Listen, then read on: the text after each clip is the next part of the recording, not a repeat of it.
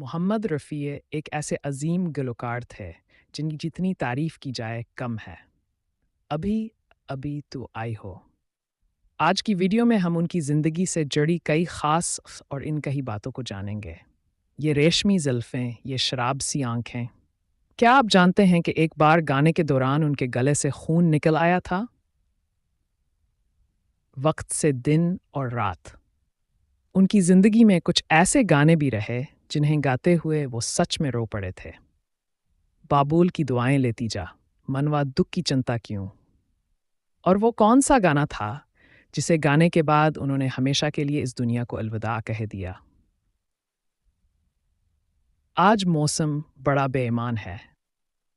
क्या आप जानते हैं कि उन्होंने जिंदगी में कितनी शादियां की और उनके कितने बच्चे थे। जिट यमला पगला दीवाना हो रबा इतनी सी बात ना जाने। आज हम जानेंगे इस अजीम गलोकार की जिंदगी की इनकही दास्तान। पत्थर के सनम, तुझे हमने मोहब्बत का खुदा जाना। वीडियो को आगे बढ़ाने से पहले बराह करम हमारे चैनल को सब्सक्राइब करें। आज हम जिन के बारे में बात कर रहे हैं उनका नाम है मोहम्मद रफ़ी। गुलाबी आंखें जो तेरी देखी। मोहम्मद रफ़ी साहब की पैदाइश 23 दिसंबर 1924 को पंजाब के शहर अमृतसर में हुई। उनके वालिद का नाम हाजी अली मोहम्मद था। उनके कई बहन भाई थे। अगरचे उनकी पैदाइश अमृतसर में हुई, लेकिन बाद में उनका ख़ानदान लाहौर मुंतकिल हो गया, जो इस वक्त भारत का हिस्सा था। वहाँ रफ़ी साहब अपने बड़े भाई देन के साथ एक नाई की दुकान हिजीज़िन सिलोन में काम किया करते थे। साथ ही वो गाना भी गाया करते थे। चाहे कोई मुझे जंगली कहे। दुकान पर आने वाले लोग उनकी आवाज़ से मुतासिर होकर उनकी बहुत तारीफ़ किया करते थे। मगर सवाल ये है कि मोहम्मद रफ़ी साहब को गाने में दिलचस्पी कहाँ से आई। ये दुनिया, ये महफ़िल। ये बात उस वक़्त की है जब रफ़ी साहब तकरीबन 10 साल के थे। उनके गांव में एक भकारी आता था जो गाते हुए भीख मांगता था, एक पैसा दे दे ओ बाबू। रफ़ी साहब इसके गानों को बहुत गौर से सुनते और बाद में अकेले जाकर गनगनाते, क्योंकि उनके वालिद गाने बजाने के सख्त मुखालिफ थे। ये ज़ुल्फ़ अगर खुल के बिखर जाए। मगर उनके बड़े भाई मोहम्मद दीन ने उनकी आवाज़ और दिलचस्पी को पहचाना और उनकी हौसला अफजाई की। उन्होंने रफ़ी साहब को लाहौर में एक मौसीकी के उस्ताद के पास भेजा, जहाँ उन्होंने कई माह मौसीकी की तालीम हासिल की। फिर एक दिन ऐसा वाक़या पेश आया जिसने रफ़ी साहब की किस्मत बदल दी। मारूफ गुलकार के एल सहगल लाहौर में एक स्टेज शो करने आए थे। जब रफ़ी साहब को ये खबर मिली तो अमीर is having a lovely day. जब रफिया साहब को ये खबर मिली तो वो भाई के साथ शो देखने पहुंचे। इत्तेफाक से शो के दौरान बजली चली गई। सहगल साहब ने कहा, जब तक बजली नहीं आएगी मैं परफॉर्म नहीं करूंगा। ये सुनकर रफिया साहब के भाई ने मुंतज़मीन से कहा, अगर इजाजत दें तो मेरा छोटा भाई गाना गा सकता है। इजाजत मिल गई। जैसे ही रफिया साहब ने गाना शुरू किया, सामीन उनकी आवाज में खो गए। सहगल साहब खुद भी मुतासिर हुए और कहा, तुम एक दिन बहुत बड़े सितारे बनोगे, लेकिन सवाल ये है कि इन्हें फिल्मों में पहला मौका कैसे मिला।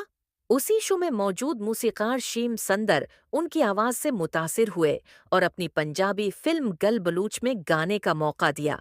अगरचा ये फिल्म हट न हुई, लेकिन सफर शुरू हो चुका था।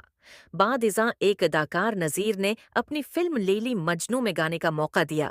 यही वो वक्त था जब 1944 में रफिया साहब लाहौर से मुंबई आ गए।